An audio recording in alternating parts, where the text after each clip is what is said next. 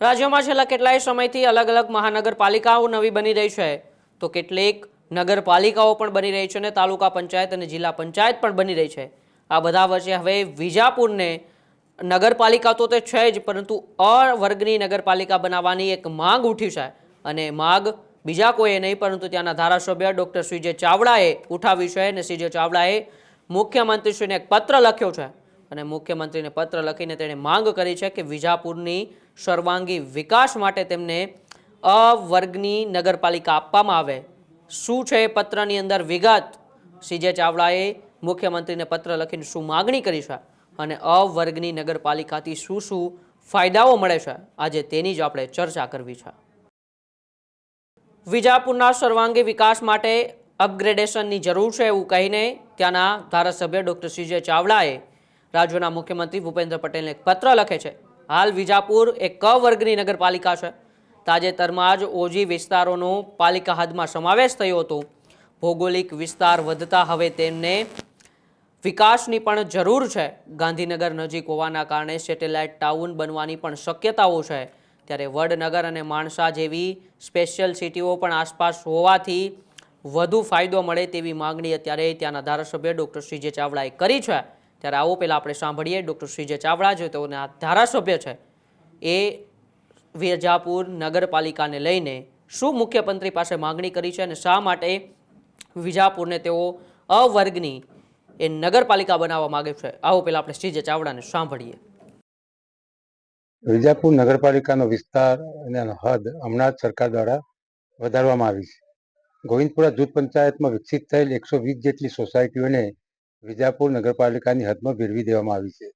એટલે અંદાજે 8,000 કરતાં વધારે મતદારો અને 15,000 કરતાં વધારે વસ્તી વિજાપુર નગરપાલિકામાં ભળી છે, જેના કારણે 50,000ની આજુબાજુ વસ્તી થઈ છે। વિજાપુરને હાલ ક વર્ગમાં છે। ક વર્ગમાંથી અ વર્ગમાં ફેરવવા માટેની રજૂઆત અમે નાગરિકોને પૂછીને અને સંગઠન દ્વારા દરખાસ્ત બનાવીને સરકારમાં રજૂ ધારાસભ્ય તરીકે મેં કરી છે।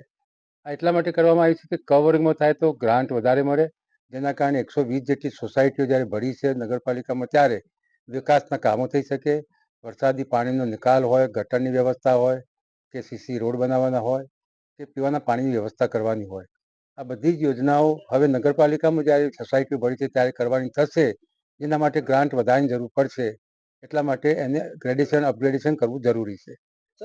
બીજું આ વિજાપુર નગરી એની ચારે બાજુ યાત્રાધામો આવેલા છે।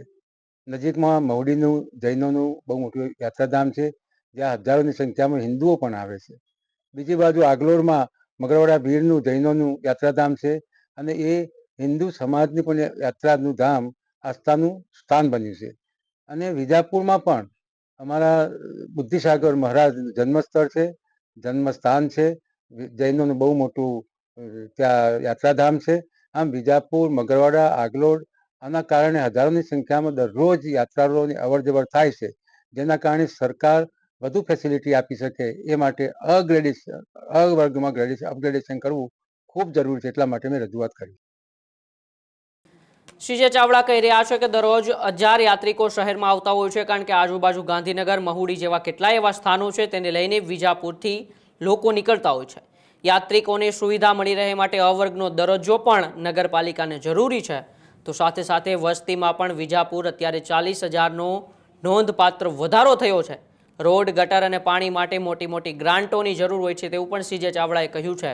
અ વર્ગ મળતા જ વિકાસને નવી ગતિ મળશે તેવું પણ સીજે ચાવડાએ કહ્યું છે। હાલ તો વિજાપુર એ ક વર્ગની નગરપાલિકાની હેઠળ આવે છે, એટલે કે ક વર્ગમાં થોડી ગ્રાન્ટ ઓછી મળે છે, તેના એક ક્રાઇટેરિયા નક્કી કરેલા હોય છે, પરંતુ સૌથી ઉચ્ચ લેવલની નગરપાલિકા, સૌથી વધુ જેમને ગ્રાન્ટ મળતી હોય, વિકાસના કાર્યો જ્યાં સૌથી વધુ થતા હોય એ અ વર્ગની નગરપાલિકા સરકારના મોનોપોલીમાં હોય છે। અને ત્યારે હવે વિજાપુરના ધારાસભ્ય ડૉક્ટર સીજે ચાવડાએ મુખ્યમંત્રીને એક પત્ર લખ્યો છે અને પત્રની અંદર હાલ વિજાપુર જે ક વર્ગની નગરપાલિકા છે, તાજેતરમાં જ ઓજી વિસ્તારોનો પાલિકામાં સમાવેશ પણ કરવામાં આવ્યો છે। ભૌગોલિક વિસ્તારની સાથે સાથે વસ્તી પણ વિજાપુરની અંદર ખૂબ વધી છે, તેને લઈને હવે પણ વિકાસને પણ ખૂબ જ એટલું મહત્વ આપવું પડશે એવું સીજે ચાવડાએ કહ્યું છે। વિજાપુર અને આસપાસના ધાર્મિક સ્થળોનું પણ વિશેષ મહત્વ રહેલું છે। બુદ્ધિસાગર, મહુડી, આગલોડ અને લાડોલ જેવા કેટલાય એવા ધાર્મિક સ્થળો આસપાસ વિજાપુરની આવેલા છે, જેને લઈને હજારો યાત્રિકો દરરોજ વિજાપુરમાંથી અવરજવર કરતા હોય છે. ગાંધીનગર નજીક હોવાના કારણે સેટેલાઇટ ટાઉન બનાવવાની પણ શક્યતા અત્યારે ત્યાં સીજે ચાવડા જોઈ રહ્યા છે. ત્યારે આ બધા વચ્ચે સીજે ચાવડા એક પત્ર લખ્યો છે. આમ તો અનેક વખત મહાનગરપાલિકાઓની માગ થતી હોય છે, અલગ અલગ તાલુકા પંચાયતોની માગ થતી હોય છે, અલગ જિલ્લા પણ ગુજરાતની અંદર ઘણી વખત બન્યા છે. થોડા સમય પહેલાં જે સહકારી બેન્કો છે તેને પણ જિલ્લામાંથી ડિવાઈડ કરવામાં આવી છે. અને આ બધા વચ્ચે હવે વિજાપુરને એક નગરપાલિકા બનાવવા માટે અ વર્ગની માગણી કરી છે. નગરપાલિકા તો છે જ, પરંતુ ક વર્ગની છે. હવે અ વર્ગ બનાવવા માટે ત્યાંના ધારાસભ્યએ માગણી કરી છે. અને અ વર્ગ બનતા જ આવનારા સમયમાં ભવિષ્યમાં કદાચ વસ્તી વધે તો પછી મહાનગરપાલિકા બનવા માટે પણ પ્રબળ દાવેદાર વિજાપુર બની શકે. એ માટે હવે ત્યાંના ધારાસભ્ય અત્યારે કોશિશ કરી રહ્યા છે.